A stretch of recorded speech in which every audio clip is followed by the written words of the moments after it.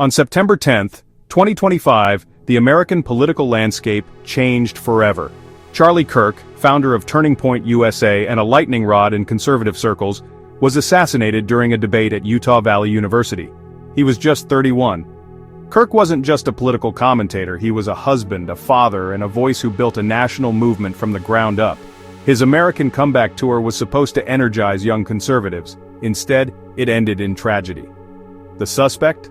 Tyler Robinson, a 22-year-old whose life has come under intense scrutiny.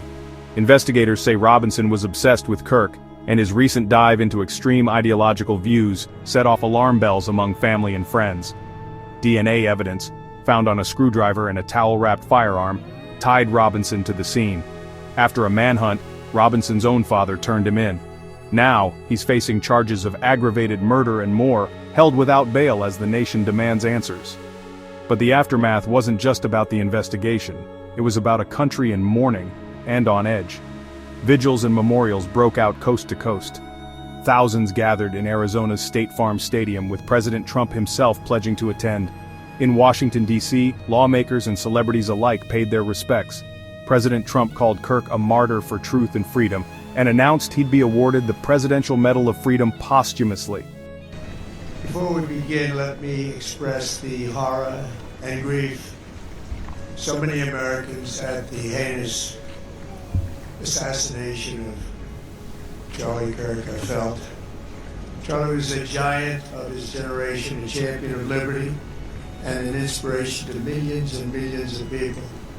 Our prayers are with his wonderful wife, Eric, and his beautiful children. Fantastic people they are. We miss him greatly, yet I have no doubt that Charlie's voice and the courage he put into the hearts of countless people, especially young people, will live on. I'm pleased to announce that I will soon be awarding Charlie Kirk posthumously the Presidential Medal of Freedom. The date of the ceremony will be announced, and I can only guarantee you one thing, that we will have a very big crowd. Very, very big. Reactions online have been fierce and, at times, ugly. Some celebrated, others condemned. The debate over political rhetoric and violence hit a boiling point, with calls from both sides to turn down the temperature. "We have to turn the temperature down," said Senator Fetterman. Even Israel's prime minister chimed in, warning that political violence threatens democracy itself. But in the midst of grief, there's been a surge of support. Donations are pouring into Turning Point USA. People from every background are demanding that this moment be a wake-up call, a chance for unity, not more division.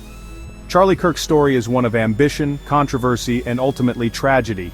In his death, he's become a symbol of both the promise and peril of our current moment, a reminder of how fragile democracy can be. I hope you'll take a moment to reflect, not just on Charlie Kirk's legacy, but on the path we're all on together. It's never been more important to choose words and actions carefully. Thanks for watching. If this story moved you, let me know in the comments. And let's keep the conversation respectful.